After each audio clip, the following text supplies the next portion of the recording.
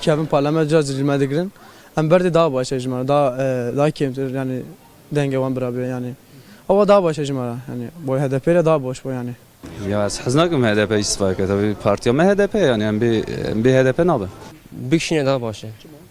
Çima şu sert kefen ise şaradaya mezdiğine cüberiyem kızın hobi kişi. Gerçekten normalde mücadele gibiden Vego'yu hem istifa biken o zaman zaten AKP'nin de ya tuhazı eve.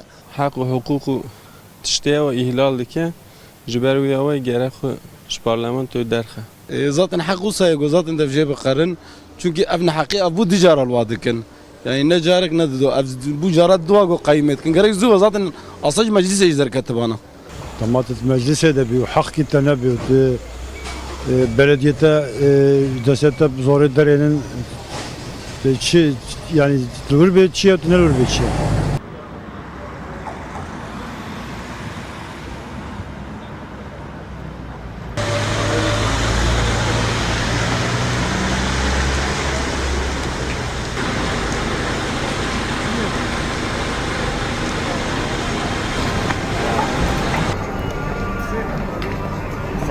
Sana falan orada mı?